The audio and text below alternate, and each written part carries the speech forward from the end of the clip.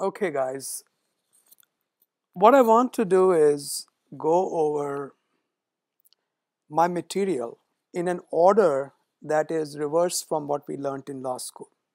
In law school, we studied 800 pages of information to come away with 2 lines of rule of law. I want to reverse that. The first 10 minutes of this presentation are going to be what I have gleaned from close to 30 years of my practice. Rest of it is going to be just an old dude talking. So I'll be giving you examples after the first 10 minutes of discussion. I'll be giving you examples from our practice, things that I have seen happen in various cases and how they apply to the main purpose of our conversation, which is the G-man cometh, dealing with investigations and extraordinary consequences in ordinary audits, RFEs, and processing. In other words, we are talking about the jack in the box. You're thinking this is an ordinary box, there's nothing going on, and when you pop the lid, something jumps out and grabs you by the throat. That's kind of what we are dealing with. That's the environment we are dealing with today. Even if you're doing transactional practice, you've got to be very careful because there are so many thorns that go with this rose, and they are not all visible. And hopefully, by the end of this discussion today, we'll have all a better sensitivity towards what we are dealing with. Okay. The coverage of this discussion will proceed like this. Broad overview of agency investigations, audits, RFEs, other types of processing, mostly in the benefits context, which means applying for a particular visa, applying for a particular status, a change of status, adjustment of status, things like that. Developing sensitivity to when a proceeding already has or is about to step into an area beyond normal. And normal is defined as denial. After all, what is normal? Approval, denial, RFE, these are the typical consequences, expected consequences. I'm not talking about when you're in the middle of an audit or an investigation. There, what is normal is expected. It's different. You expect the FBI to come and arrest somebody and take them in. But when that happens in a benefits context, it is the greatest surprise in the world. It's happened to our clients, it's happened to my colleagues. Fortunately, it hasn't happened that many times with me because in time, you develop the vision to know when a bunny rabbit is actually a dragon. An innocent question is actually a loaded gun. So these are the areas that I want to point out to you. I want to remind us all how highly technical this law is. It's things that you are going to deal with in immigration law are completely counterintuitive to what you think the law ought to be. So please get into the habit, as I am, of double, triple, and quadruple checking everything that you say and do.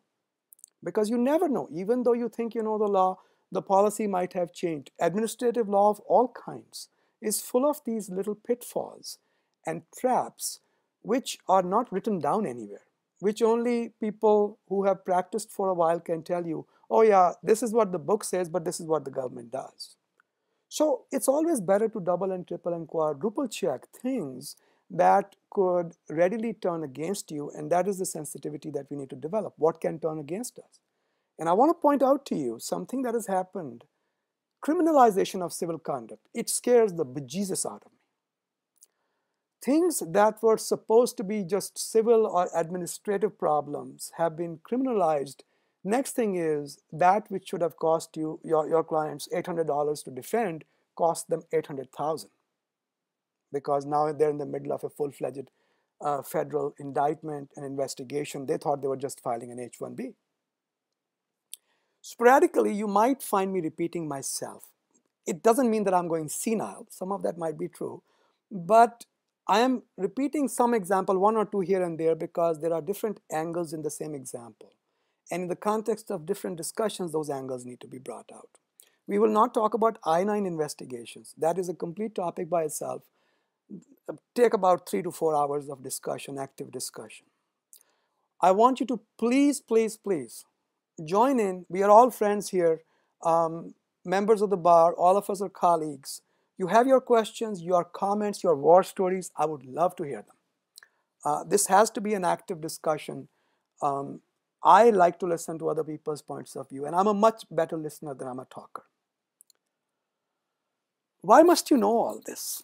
Like I said, normal benefits applications and proceedings form the basis, which are a part of a large part of an immigration practice. They can form the basis for audits and investigations that go much beyond that which is ordinarily expected. So a visa interview could land up a company-wide investigation. An adjustment of status interview of an employee could bring out a corporate practice which the government thinks as being criminal. So these normal benefits applications have to be treated with a great deal of respect. And that's what I think why we must all know what transactional work, what kind of consequences we can expect.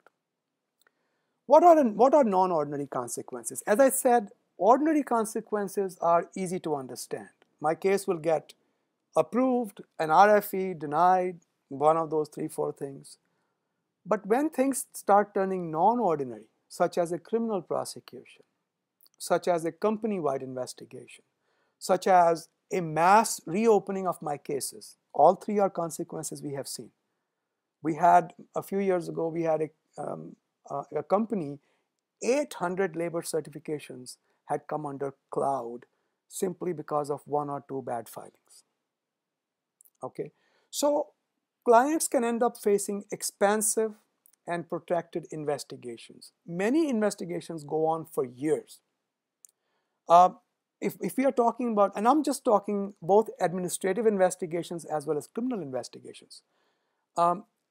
Administrative investigations, for example, even an ordinary audit from the wage and hour division, which is basically, I'm sure you guys already know it, but let me repeat it anyway. Wage and hour division is that branch of the Department of Labor which ensures compliance with LCA, labor condition applications. Of course, they'll do other things as well. They ensure compliance with wages and hours, laws, and protect the US workforce, etc., etc. But for our purposes, a WHD investigation is something that involves LCA compliance. These investigations are supposed to be wrapped up within 3-4 months. They usually take a couple of years. And the administrative law courts have said that it's okay for the Department of Labor to go so far beyond their normal expected or even mandated time because these are not jurisdictional. The delays are not jurisdictional. Just because the government has been sitting on a case for 2 years does not divest the government of the jurisdiction. So this can be very lengthy investigations, and we do charge a lot of money in defending these because it's a lot of work and a lot of expertise. Clients can lose their business. Federal contractors, and a lot of us in Washington, D.C. actually work for companies directly or indirectly who are federal contractors. There is a set of regulations called Federal Acquisition Regulations. Again, many of you might already know that, FAR. FAR prescribes debarment for immigration violations. So your client, and this has come close to happening to somebody that we did a consultation for, they did a series of filings, 10, 11, 12 filings, not realizing there was one particular thing that was wrong with their filings. And the next thing is, they suddenly were faced with the specter of having no more federal contracting for the next 3 years or 2 years. Okay, so these are consequences that are way beyond what is normal. Criminal prosecution, I've talked about that. I want to specifically mention something that used to bother me a little bit. Statute of limitations. Because if you see all these news items from the Department of Justice, from US Attorney's Office, that talk about, oh, we have prosecuted X, Y, and Z person and they are now undergoing prison time, and the supposed violations occurred 7 years ago. So I asked one of the very senior federal prosecutors, who's an acquaintance of mine, very, very smart man and a worthy colleague. I asked him, I said, how can the government go beyond 5 years, which is normal in most federal crimes? And the answer is there are so many hooks that you can get onto and bring those old violations in, such as a continuing violation, that the statute of limitations can be stretched under many, many circumstances. So not only can our clients be criminally prosecuted, this criminal liability can last for a long time. The number 4, this is very interesting, and all of you guys need to pay attention on to this one specifically. Maybe criminal prosecution, because it's expensive, government doesn't want to jump into it in every case. But this administrative mistrust, for the lack of a better term, I call it administrative mistrust, is really very scary. Like I said, 4 bad filings or 5 bad filings, 800 applications are being reopened. Reopening of all H&L cases or green cards that have already been granted, stating that because of these filings, we now have a feeling that you've lied to us before.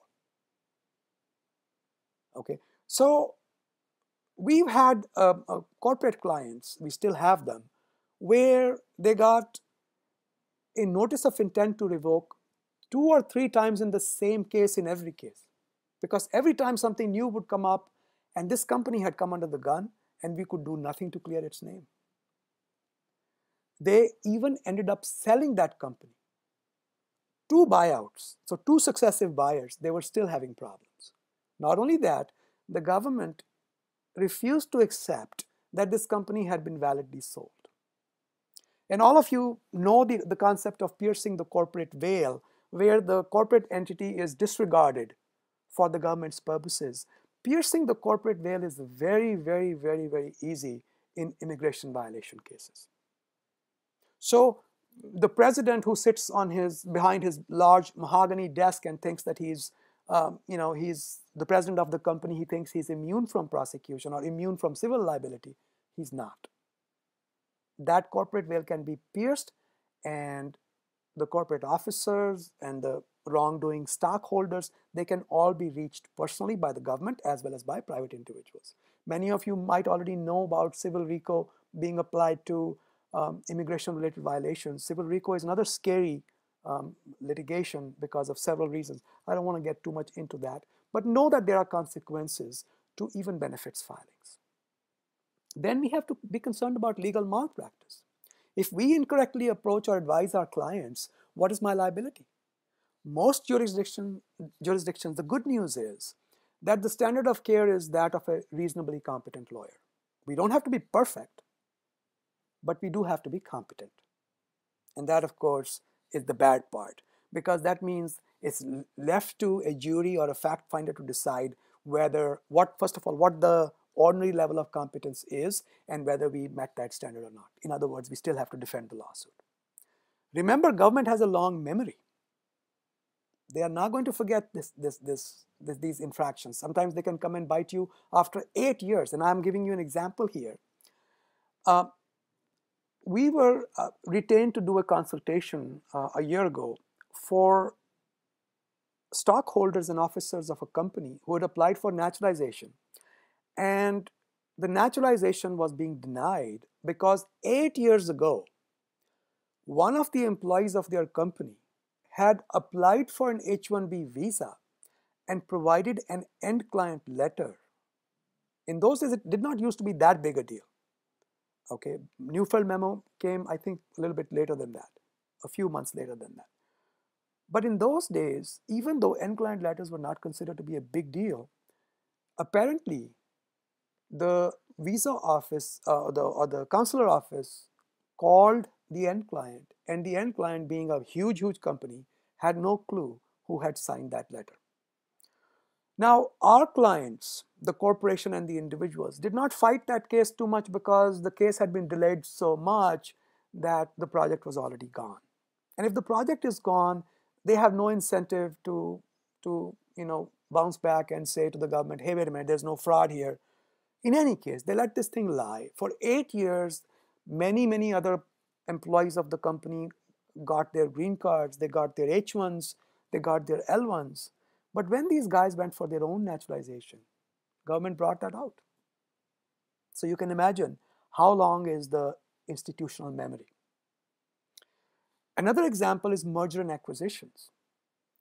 I was involved in M&A, and when I look at the M&A contract, I pointed out a couple of things. I said, listen, you guys, you cannot just go into a merger or an acquisition without providing for unknown immigration liability.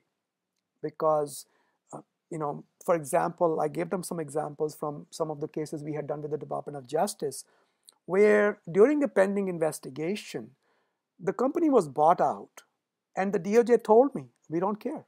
We are going to go after the successor, unless you can show us that there's some kind of a clear disavowal of liability, because we are only concerned with the corporate liability. And this is the principle from Title VII, because Department of Justice, which is that part of Department of Justice which is concerned with immigration violations, it's called Office of Special Counsel, OSC.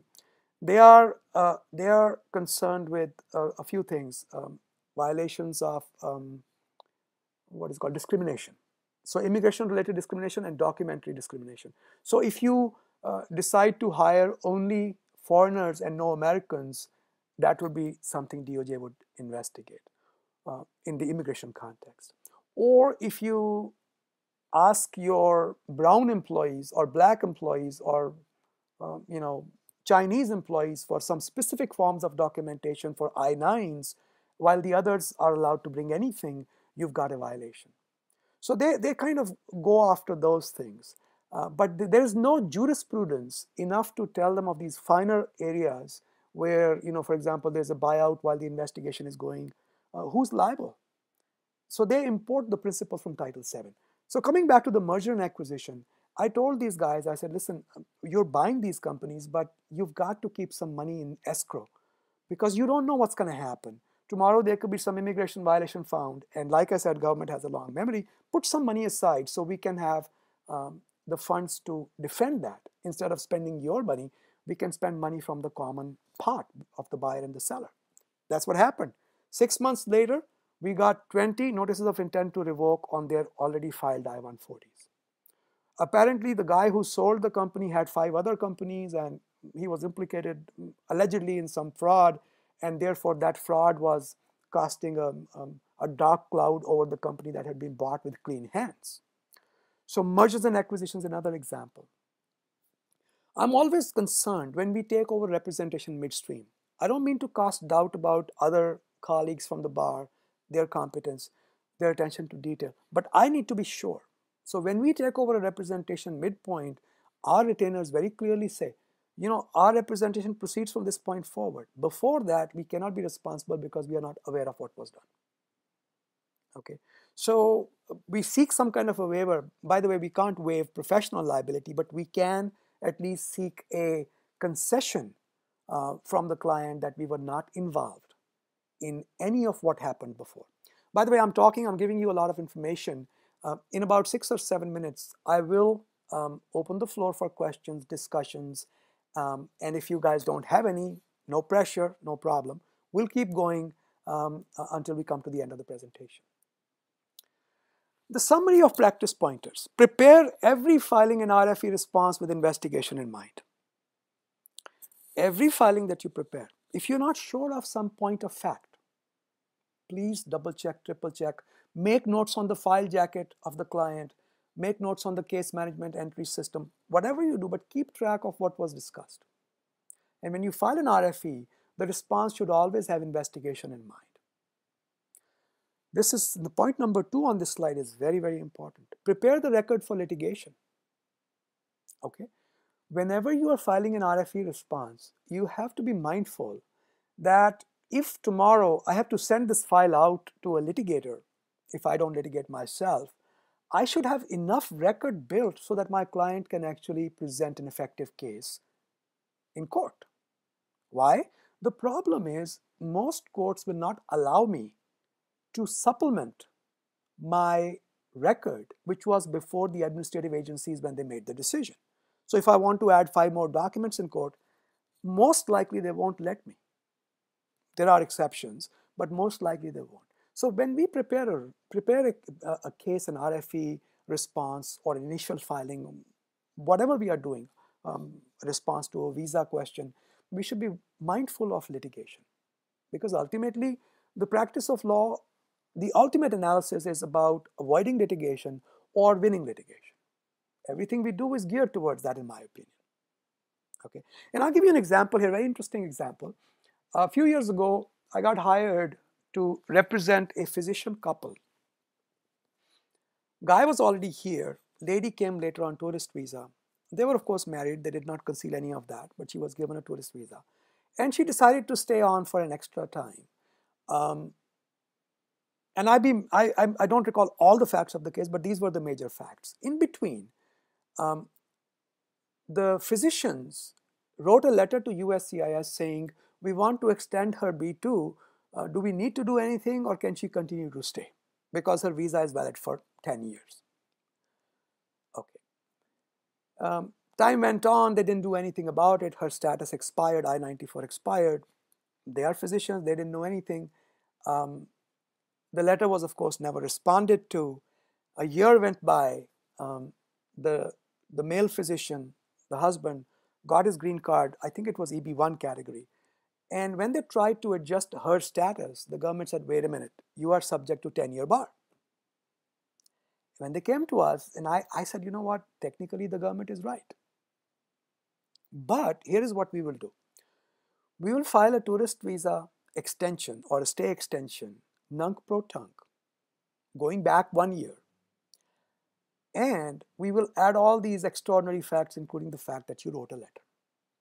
We filed that. Why did we do that? So that when we take this case to court, some application is pending, which gives the US attorney a way to settle the case, because they can say, okay, fine, we'll adjudicate this application which is already pending. So it's, just a little strategy there. Okay, so we filed the B2 extension nunc pro tunc, and we go before the court. We also filed a lawsuit. Sure enough, US Attorney's Office said, oh, we're not going to compromise this case. We're not going to settle this case. We go before the judge for a preliminary hearing, and everybody in court, including the US Attorney's Office, could tell the judge was very ticked off by the irresponsibility of the agency in not responding to that one letter that the physicians had sent out asking whether they needed to do something. Because of that one letter, the case settled, and we got these folks their AOS, no problems. But you can imagine such an insignificant and in many ways unnecessary and even redundant piece of paper that got thrown away in somebody's wastebasket ended up winning us the case. So do not underestimate the importance of paper. Whatever you can paper in the case, please do. Makes it easier for the litigators further down the line. Fifth point. I'm skipping the fourth point. I'll come back to it.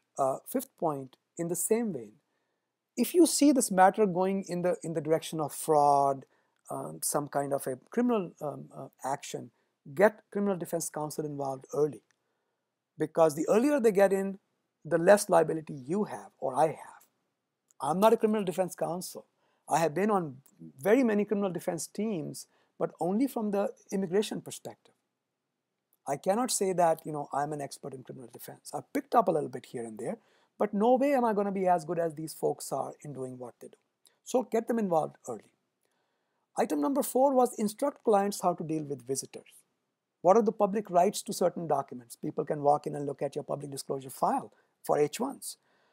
There is excellent material on the American Immigration Lawyers Association website on how to deal with visitors, including government investigators. I'm not going to revisit that. It's easy enough. The simple principle is, and I'll give you 2 or 3 pointers. 1, when somebody walks in, the receptionist of your corporate client should be told, your instructions are not to give out any information. You are not authorized to speak on behalf of the company or any of the business of the company. Give it in writing. Have your employer, have your corporate client give it to their employees in writing. You are not authorized to speak for the corporation. 2, always ask for the person's business card. We want to know who visited us. Okay. 3, have 1 or 2 corporate officers who are high up enough to know most of the facts of the way the corporation works. They don't have to know the facts of every case, but the way the company works. So have a designated representative or representatives to speak for the corporation. Instruct those representatives to always call you before they start talking with the government. Okay, if you can. And by the way, when you finish a case, it's a good idea to tell them, congratulations, you've got your H1B, you've got your E1, you've got your O1, whatever you've done. and now our representation is over. We really enjoyed working with you. Da, da, da. The reason is clients should not be misled somehow that you will keep on representing them in all subsequent proceedings. Okay. And the seventh point, be nice to the investigators. When the investigators come in, be nice. Don't be rude. And I'm going to be making 2 more points about that, why you have to do that. We'll come to that in the next slide or 2. But don't be too nice. At some point, you've got to, step back. If they are too pushy or they're asking for things that should not go to them, do not hesitate to say, sorry, we're not going to give you this. And of course, you need to talk with your client and discuss the consequences of not providing certain information. It could be a denial of the case or a notice of intent to revoke, depending upon the particular posture of the case. Okay. General rules for all audits and investigation. As I said, you need to find out who's auditing or investigating. Number 2, how to distinguish between a routine and non-routine proceeding. How do you know that this is something out of the ordinary? And I'll give you an example here. A few years ago, I was at an investigation. I just happened to be there. Normally we don't go to individual sites unless it's a very huge investigation. We are there by telephone, and we kind of guide the things through a telephone call. But in this case, I happened to be there, and 5 people showed up at the client site saying that we are an I-9 audit team. And we were expecting an auditor. So I had just gone by for a cup of tea and kind of hang out with the client and hold their hand through some of the process. 5 people showed up. So first tip off is, why so many people for such an ordinary? Because this is not a big corporation, 50, 60 employees. Why do they need a team of 5 people to audit the I-9s? Something is not right. Okay. Then I asked for everybody's business card, people who showed up. 2 people gave me their business cards, USCIS, but 3 did not. Why is that? When that happened, all the alarms in my being went off. This is not normal. Something is not right. I immediately told my client, I said, gentlemen, you have to give us a minute. I took my client aside. I said, this is not normal. We need to call in a criminal defense counsel. And of course, the consequences of delaying these people are that they can get in our face and they can try to hurt us. But the hurt that we are going to incur by not calling in an expert in criminal defense is going to be much worse. So are you okay if we go ahead and get a criminal defense counsel involved at this time? We did that. Sure enough, the gentleman who was the criminal defense counsel was actually himself an ex-US attorney from that region. He recognized one of those guys right away. That guy was FBI. So a couple of people in that team were FBI. When you have an FBI involved in a team, there's something more going on. So are you always going to be able to distinguish routine and non-routine? I would say a good way to do it is to assume that it's non-routine and let yourself be convinced as things develop. So in other words, guilty until proven innocent is a good general rule to follow. Okay. I've already talked about the non-routine consequences of routine investigations. I wanted to point out one thing. If you look at the criminal indictments for the last 10 years, you will see evidence of a lot of interagency cooperation. You will see that in an investigation, there is the Inspector General's office involved, there is the Department of Justice involved, there is the USCIS involved, there's ICE involved, there's the US Attorney's Office involved. By the way, depending upon the region, if the case is big enough, US Attorney's Office wants to get involved early because they want the development of the evidence and the investigation to proceed according to strictly according to the book, because they are going to end up taking it to court. And remember, I was telling you that why be nice to investigators but not too nice? This is the point number 4. Have the litigator's knowledge but don't have their attitude. I was a litigator for many, many years, and I realized that over a period of time I had become a ninja. One of my litigator colleagues said it very, very nicely. He says, I'm a litigator, man is my natural enemy. Everybody I meet, I see an enemy in them. I'm sure not everybody is like that, but I thought that was a good axiomatic statement. you don't want to have that attitude that everybody is my enemy, but you want to have that knowledge. This guy could be my enemy. And remember I told you I was going to tell you why you have to be like that? Investigators are unique. They are not judge, jury, police. They are everything rolled into one. They are the fact finder. They are the judges of what's going on. And they are also the path to execution rolled all into one. And I want to point out something else, another rookie mistake, or perhaps not rookie mistake. We sometimes forget to be counselors, and we just focus so much on being lawyers. We forget that the clients want to know, what should we do? They don't just want to know what the law is and what you can do for them legally. One example of this is a wage and hour division investigation. So when the Department of Labor comes and checks your LCAs, and they say, okay, you've got 25 violations, and we are going to hold you accountable for them, and you've got 500,000 in fine, and by the way, you are barred from participating in H1 or green cards for 3 years. Okay, so your knee-jerk reaction is, oh, I need to appeal this. But wait a minute. Before you appeal it, know what is going to happen. The wage and hour division investigator was a non-lawyer. Okay, the moment you file an appeal, now you are dealing with the Department of Labor's office of solicitor's office, the solicitor's office, which is a bunch of lawyers. I think it's over 1,000 lawyers who are very well versed in their own jurisdiction, who know the law inside out and the procedures inside out, while you are still developing your knowledge in those areas. So, first of all, the balance of power has shifted. The guy you were opposing earlier was somebody you could teach law to. But the guys who are going to be opposing you now are people that you can learn law from. Okay? And I think it's Rule 26. It's been a while since I looked up all the rules. But under the rules of evidence that are in federal courts, the same broad rules apply in ALJ appeals. What happens is, the moment you appeal, you'll get a 40-page interrogatory request for production of documents from the solicitor's office, and you'll end up from this being a confined problem to a corporate problem. The case is reopened. Everything is reopened. So appeals may not be the best thing. Remember also, the procedures are evolving continually, and they can vary from region to region. What was true, see, we have a national practice. I've worked with pretty much a client in every big city in this country. So I can tell you this, it's very scary to see how much difference there can be. We had a WHD investigation in Delaware for which the client was going to be barred for 2 years. We had the same investigation, very, very similar investigation in North Carolina, no penalty at all. Okay, so different regions will approach the same thing differently for a while. Then after a few meetings and over a period of time, they might then come to a consistent handling of cases.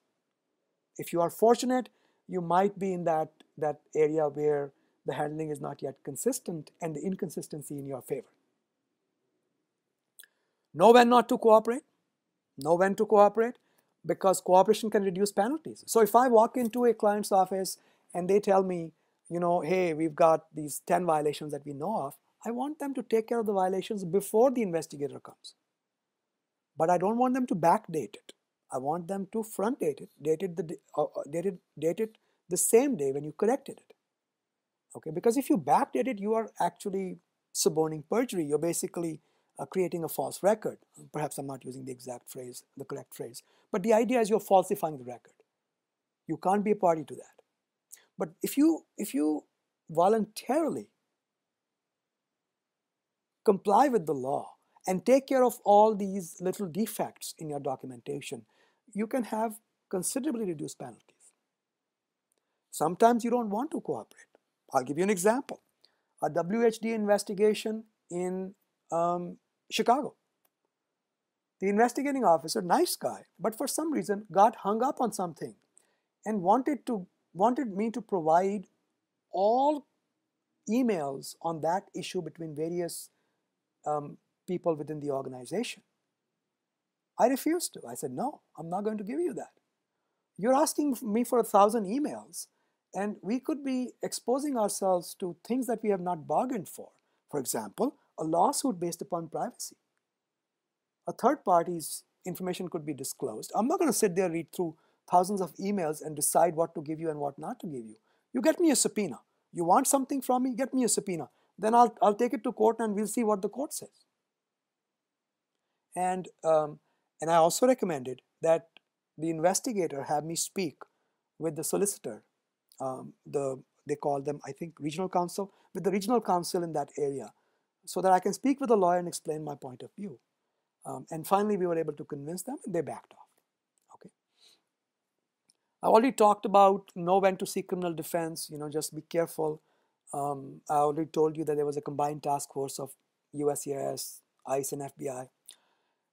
Be mindful of another thing. This is another area of the law that we don't really think about that much because it doesn't come up that much. Whistleblower protections.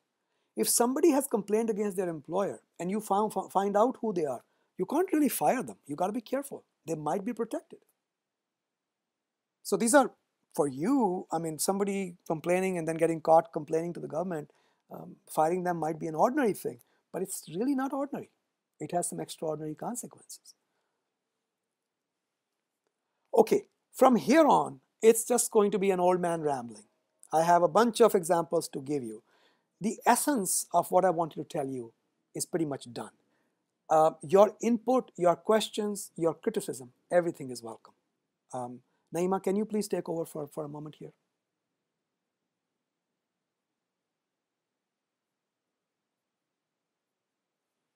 Shall I go on?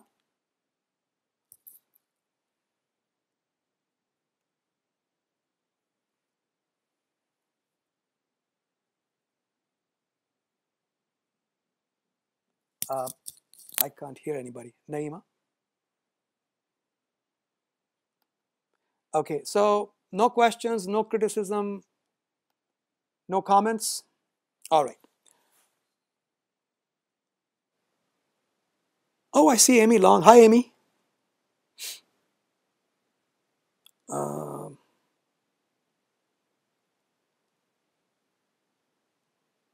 Okay. Amy has a question for us. I guess I can unmute you. I'm not sure. Let me try it. Darn, I don't know how to do it, guys. Unmute all.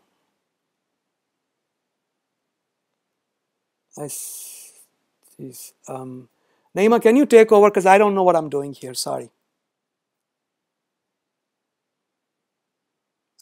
I'm not sure how many questions there are, what's going on. I request attendees, please bear with us for a moment. I'm rather new with this software.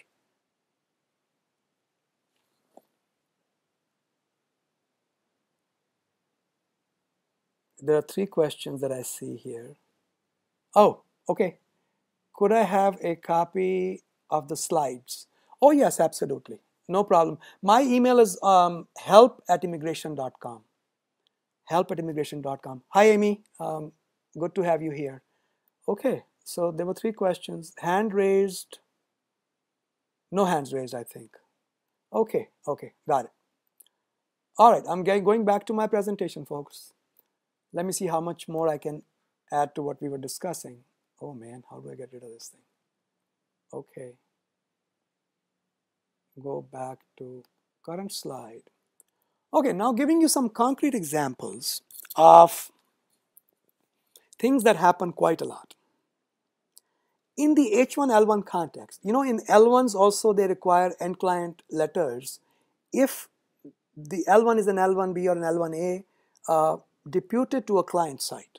So if you have a project going on at a client site, okay, you need to get a letter from the end client. Now, here is the fun part. In 20 years of my practice, not having a specific project in hand was not a violation of H1. But in the last couple of, well, not couple of years, but couple of Obama sessions, again, don't take me wrong. I don't think President Obama is anti-immigration, but what I've seen is a tightening of immigration rules and implementation. So we've seen lack of end client letter becoming a criminal offense. So if your client does not have a specific project, like an in-house project with all the details, such as how many man hours are involved, how many people are working on that project, what exactly is the project, was there a market study done on the project. So whenever you hire an H1L1 person, you've got to have a specific set of duties in mind. If you don't, that becomes a criminal offense. How do I know that? Because I've seen so many indictments. In all these corporate indictments, there's a consistent issue. Well, you brought in people without specific projects, therefore it's a criminal violation of immigration laws. I'm not quite sure how it is, and not very many of these allegations survive by the time we are done with all the motions, etc., before the criminal defense, before the criminal courts. But nevertheless, it's something to be sensitive about. And this is a typical pattern. If a client tells you, I have an in-house project, I like to ask them, folks, what is your project all about? Okay. By the way, somebody said they wanted a copy of the presentation. Just send me an email to help@immigration.com. HELP, help@immigration.com. And Naima, feel free to share whatever people want. Okay. Go ahead.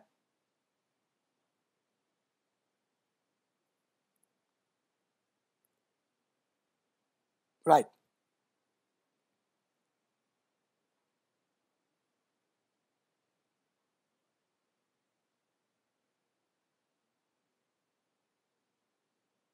Okay.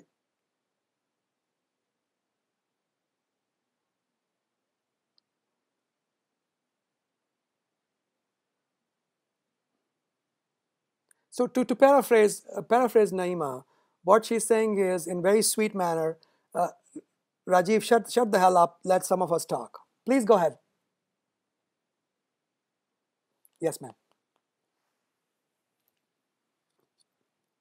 Here, a question was asked that if during a naturalization application, USCIS asks for I-9s going back 7 years, how justified is that and how do you deal with that? And also, what was said was this is in response to a review of the applicant's background, specifically the G325A biographical information. Oh, there are a couple of things. First thing I would do is I would point them out to the regulation that says I have to have my I-9 only for X number of years. I'm not even sure. Are we supposed to give a copy of the I-9 to the employee? I don't think so. Okay. So I have no access to my I-9. And number two, there is a limit to how long anybody is supposed to maintain their I-9s. And number three, what is the relevance of this? Okay. Because you see, naturalization is a little bit different than other benefits.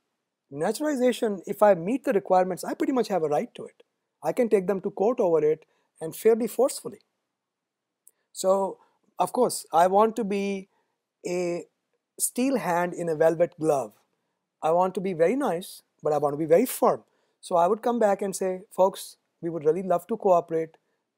We know we're asking for a benefit, but can you consider these things? Number one, I have no access to those I-9s. Number two, there is only a limit of time anybody is supposed to maintain those things. Number three, what is the relevance of this? And if you want something, I'll be happy to give you an affidavit about the facts. Affidavit is evidence. Right? Here a question was asked whether it was appropriate to parse through evidence and submit evidence that we consider to be in our favor only. You know, it's a very delicate problem. Now think about the ethics. If I know that I'm withholding evidence as a lawyer, which has direct bearing on the outcome of the case, am I not a co-conspirator all of a sudden? So yes, that's a very delicate situation. You definitely need to speak with somebody, get their opinion, and make sure you feel comfortable with what you decide. Here, a question was asked if I have more sample cases to share. I got,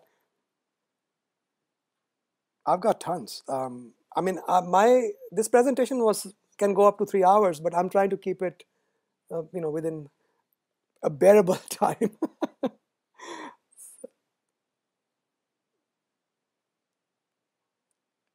Absolutely. So we had a case recently in which government questioned why did the end client letter and the vendor letter, there's a mid vendor, why do they have the same wording? And we provided an affidavit saying they have the same wording because we drafted them, we as counsel. And we showed them a copy of our format, which says on the top, this letter is being drafted at the request of da da da da. And this is based upon our understanding of the facts. If factually anything is different, please make sure that you change the facts. That's why we are sending you a soft copy. Okay, so the government backed off. If we had not opposed that, they could have come away with a impression that this is some kind of a fraud going on here. And the next thing is the matter is being referred to the anti-fraud directorate, whatever they call them these days. They started as a unit, now they're a directorate. Sounds like Nazi Germany. Okay, so when we have a situation like this, what is wrong with counsel preparing letters? As long as we do it within ethical limitations, we make it clear we are not feeding facts to the clients or to the end clients. We are writing down the facts as we know them. What's the problem with having the same language? Another situation which is very, very strange is, I don't want to get into the unsigned end client letters, that one is simple, but employer's liability for fraudulent degrees and experience letters. Employee comes to your client and says, here are my experience letters, here are my degrees, get them evaluated. But you as the employer don't know what they are giving you. So somewhere along the line, I think it's a good idea, if you're representing a corporation, as a matter of consistency, have them write something in their offer letter that we have relied upon the documents and the representations you've made, and accordingly we are going to act upon them. Something like that, so that kind of shows the government that your client didn't make these things up. And by the way, the shoe fits the other foot too. Many times employers make up resumes, and making up a resume for a private job is kind of expected. But making up a resume as a part of a government filing, that could be perjury. So when an employer makes up a resume and negligently or purposely throws it into the package that's being sent as an H1, L1, O1, any of those cases where experience is material, you are committing fraud, and the next thing is the employee is stuck for that. Here a question was asked whether we should, as lawyers, implement or recommend the client to implement some sort of due diligence system for documents that are being submitted on behalf of the employees or other similar evidence. Ooh.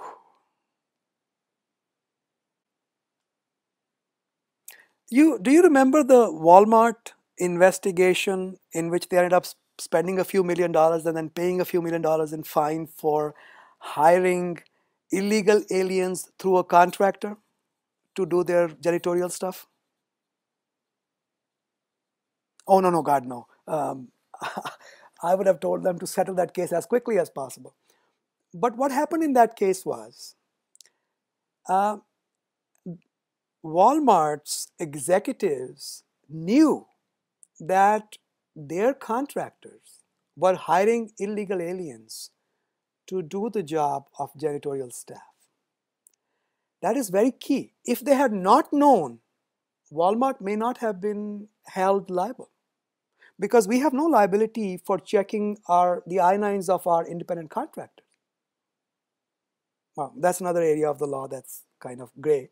But the point I'm trying to make is there not such a thing as too much information? If you become too diligent, you could end up being complicit in something you had not bargained for. Instead of that, and again, I would sit down with the client and say, look, you have two choices. You can be infinitely diligent, okay, and go into all these facts about what document is coming from where, or You could just get something in writing that says, look, I'm relying upon, this is business wise, it's reasonable. I'm relying upon what you're giving me. So my liability is limited. Those are the two choices. There are pros and cons on both sides. So maybe there is such a thing as too much information and too much diligence. A question was asked whether there were any particular patterns right now in enforcement, RFEs, etc., or if I felt that there were any particular centers or um, regions within the United States whose behavior could be predicted. I don't think so. I have seen some things. Somebody told me, and I don't know how far that is true, that Nebraska tends to be very by the book and they have very diligent officers. I don't think we can really make such sweeping generalizations. A lot depends upon individual cases and individual investigators. By the way, can I tell you an interesting episode? We had a Department of Labor investigator who came to us for investigation. Next thing is, I got a letter from the IG's office. They were investigating the investigator for fraud. So, next thing is, I'm providing evidence, or I'm giving affidavits that this guy actually came to us only 3 times and he had billed them for 7 times.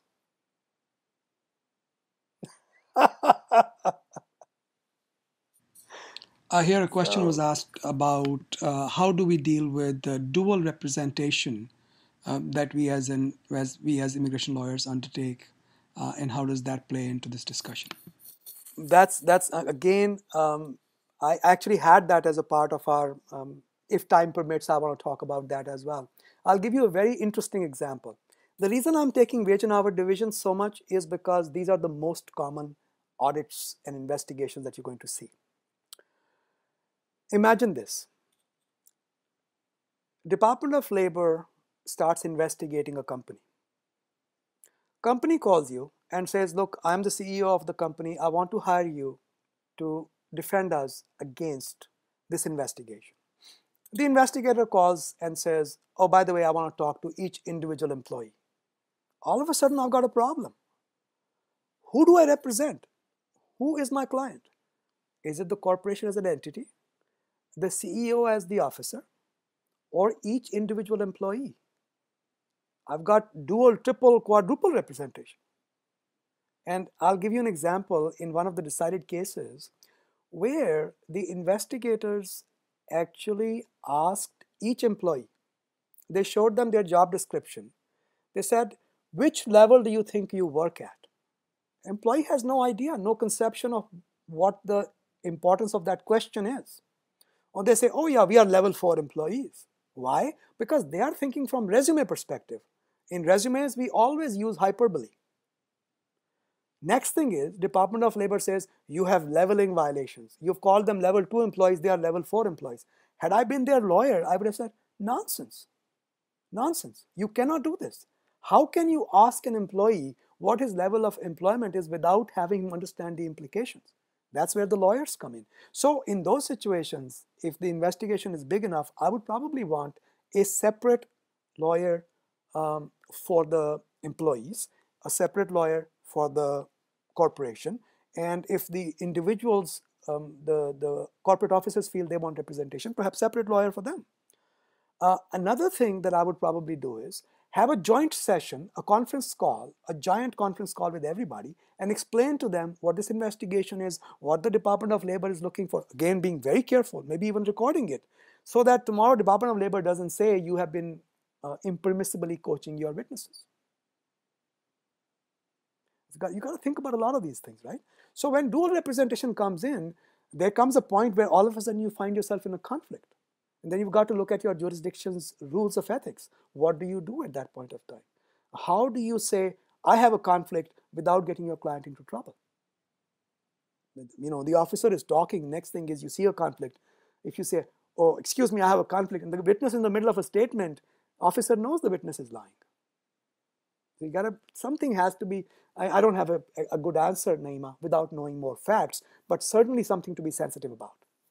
Here a question was asked whether we should be informing clients about dual representation etc. upfront? Absolutely. Our retainer agreements say very clearly this is dual representation. Please make sure you understand under Virginia rules of ethics, both clients have complete access to the file. I cannot stop anybody from any document in the file, including the corporate tax returns. Okay. May I have a quick comment, please? Because I was not able to finish the presentation all the way, maybe Naima, you can send them a link to the YouTube presentation I have of the entire material that I've had. If they want to listen, they can.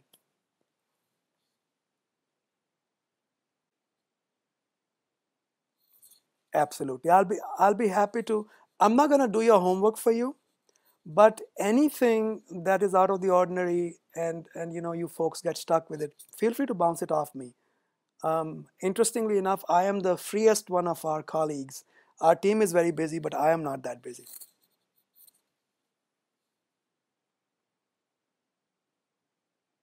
Thank you all. Bye bye.